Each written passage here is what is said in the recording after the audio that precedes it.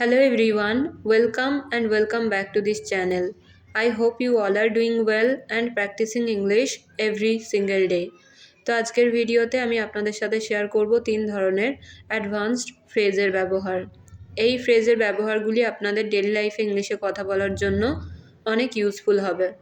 তো চলুন তাহলে আর দেরি না করে আজকের ভিডিওটা শুরু করা যাক। আমরা এরকম ধরনের বাক্যগুলো আমাদের ডেইলি লাইফে অনেক সময় ব্যবহার করে থাকি, যেমন সে ক্লাসে খুব মনোযোগ দিয়ে শুনেছিল। পরীক্ষার আগে আমি বিষয়টি গভীরভাবে পড়েছিলাম। তারা প্রকল্পটিতে খুব মনোযোগ দিয়ে কাজ করেছে। আমি 30 দিন ধরে গভীরভাবে ইংরাজি পড়েছি। তো এই প্রতিটা বাক্যে যে কথাটা আপনারা কমন দেখতে পাচ্ছেন সেটা হলো কেউ কোনো কাজ খুব মনোযোগ দিয়ে বা গভীরভাবে করেছে। তো যদি আমরা সেন্টেন্সে এরকম বলি যে কোনো কাজ গভীরভাবে বা খুব মনোযোগ সহকারে করা হয়েছে, তাহলে আমাদের ইংলিশে যে ওয়ার্ডটার ব্যবহার করতে হবে সেন্টেন্সে সেটা হলো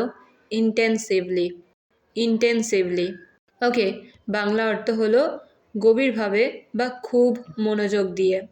তো এই টাইপের বাক্যগুলোকে বলতে হলে কমপ্লিট সেন্টেন্স স্ট্রাকচার হবে সাবজেক্ট প্লাস ভার্বের second form plus intensively plus other words. তো এটা হলো সেন্টেন্স স্ট্রাকচার। এবার তাহলে দেখা যাক যে এই স্ট্রাকচারটার ব্যবহার করে কিভাবে এই ধরনের বাক্যগুলোকে ইংলিশে বলতে হবে।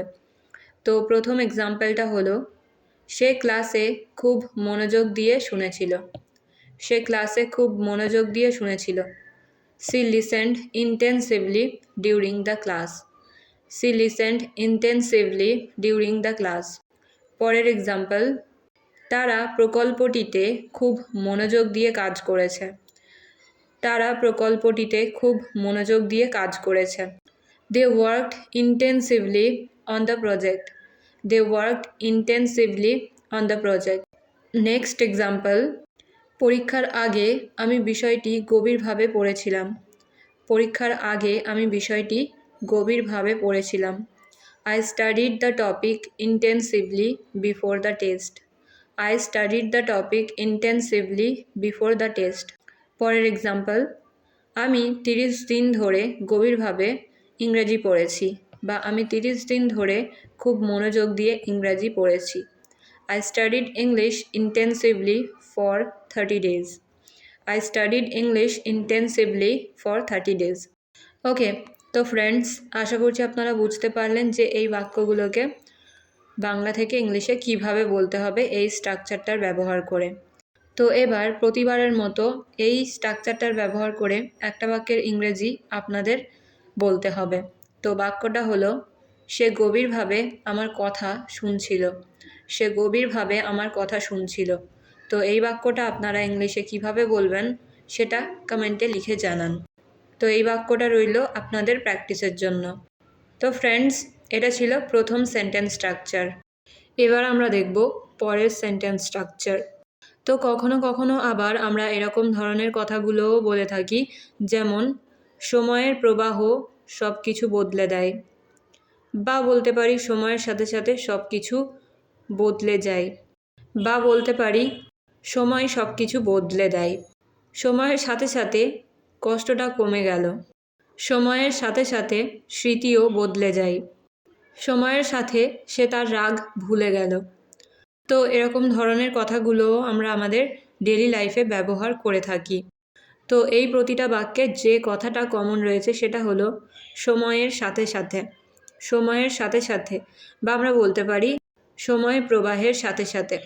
ওকে, মানে সময় অতিবাহিত হওয়ার সাথে সাথে।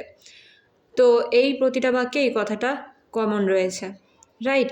তো এই কথাটা ইংলিশে বলতে হলে আমাদের ইংলিশে যে ফ্রেজটার ব্যবহার করতে হবে সেটা হলো passage of time. Passage of time Bangla অর্থ হলো সময় প্রবাহের সাথে সাথে বা সময়ের সাথে সাথে। তো এই ধরনের বাক্যগুলোকে বলতে হলে ফার্স্ট আমাদের বলতে হবে সেন্টেন্স এবং শেষে বলতে হবে প্যাসেজ অফ টাইম। এছাড়া যদি আমরা ফার্স্টে প্যাসেজ অফ টাইম বলি এবং শেষে সেন্টেন্স বলি তাহলে কোনো সমস্যা নেই। তো চলুন তাহলে এবার এই স্ট্রাকচারটার ব্যবহার করে দেখা যাক যে এই বাক্যগুলোকে বাংলা থেকে ইংলিশে কিভাবে বলতে হবে। তো প্রথম এক্সাম্পলটা হলো, সময়ের প্রবাহ সব কিছু বদলে দেয়, বা সময় সব কিছু বদলে দেয়। তাহলে এই বাক্যটা ইংলিশে হবে, the passage of time changes everything. The passage of time changes everything. পরের এক্সাম্পল, সময়ের সাথে সাথে স্মৃতিও বদলে যায়। Memories changes with the passage of time. Memories changes with the passage of time. পরের এক্সাম্পল, সময়ের সাথে সাথে কষ্টটা কমে গেল। সময়ের সাথে সাথে কষ্টটা কমে গেল। The pain faded with the passage of time. The pain faded with the passage of time. পরের এক্সাম্পল, সময়ের সাথে সে তার রাগ ভুলে গেল। সময়ের সাথে সে তার রাগ ভুলে গেল। সময়ের সাথে সে তার রাগ ভুলে গেল। He forgot his anger with the passage of time. He forgot his anger with the passage of time. তো ফ্রেন্ডস, আশা করছি আপনারা বুঝতে পারলেন যে এই স্ট্রাকচারটার ব্যবহার করে কিভাবে এই টাইপের বাক্যগুলোকে বাংলা থেকে ইংলিশে বলতে হবে। তো এবার আপনাদের প্র্যাকটিসের জন্য একটা সেন্টেন্স রইল। তো বাক্যটা হলো, সময়ের সাথে সাথে কিছুই এক থাকে না, বা সময়ের সাথে সাথে কিছুই সেম থাকে না। তো এই কথাটা ইংলিশে কিভাবে বলবেন সেটা কমেন্টে লিখে জানান। ওকে, তো এটা ছিল 2 নম্বর সেন্টেন্স স্ট্রাকচার। এবার আমরা দেখব পরের সেন্টেন্স স্ট্রাকচার। পরের সেন্টেন্স স্ট্রাকচারটা কিন্তু খুবই ইজি, তো চলুন দেখা যাক। তো অনেক সময় এই টাইপের কথাগুলো আমরা বলে থাকি, যেমন, আমি সাধারণত ভোরে উঠি। নতুনরা সাধারণত ভুল করে। সে সাধারণত আস্তে কথা বলে। সে সাধারণত ক্লাসে দেরি করে। তো এই প্রতিটা বাক্যে যে কথাটা সেম রয়েছে বা যে শব্দটা কমন রয়েছে সেটা আপনারা বুঝতেই পারছেন। তো কমন কথাটা হলো সাধারণত। কেউ কোনো কাজ সাধারণত করে থাকে, রাইট? তো যদি আমরা এই সাধারণত কথাটা ইংলিশে সেন্টেন্সে বলি, তাহলে আমাদের ইংলিশে যে ফ্রেজটার ব্যবহার করতে হবে সেটা হলো tend to. Tend to. Okay, তো এই টাইপের বাক্যগুলোকে বলতে হলে কমপ্লিট সেন্টেন্স স্ট্রাকচার হবে subject plus tend to plus ভার্বের first form plus other words. তো এটা হলো সেন্টেন্স স্ট্রাকচার। তো এবার তাহলে দেখা যাক যে এই বাক্যগুলোকে এই স্ট্রাকচারটার সাহায্যে কিভাবে বলতে হবে। তো প্রথম এক্সাম্পলটা হলো, আমি সাধারণত ভোরে উঠি। আমি সাধারণত ভোরে উঠি। I tend two wake up early. I tend two wake up early. পরের এক্সাম্পল, সে সাধারণত আস্তে কথা বলে। সে সাধারণত আস্তে কথা বলে। তো এই বাক্যটা ইংলিশে হবে, she tends to speak softly. She tends to speak softly.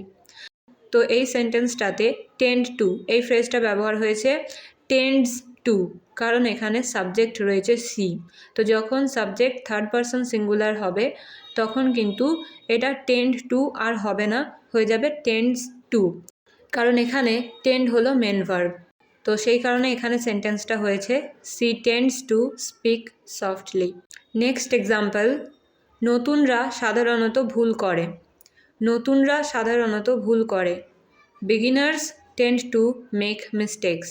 Beginners tend to make mistakes.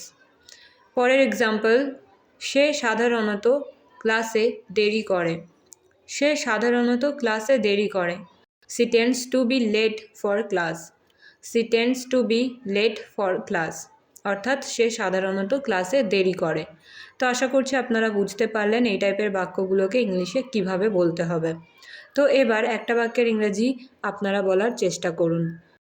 বাক্যটা হলো, আমি সাধারণত বাড়িতে থাকি। আমি সাধারণত বাড়িতে থাকি।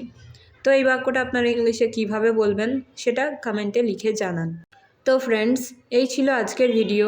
আশা করছি আজকের ভিডিওটা আপনাদের জন্য ইউজফুল হবে। তো ভিডিওটা যদি আপনাদের ভালো লেগে থাকে তাহলে অবশ্যই ভিডিওটা লাইক করবেন এবং শেয়ার করবেন।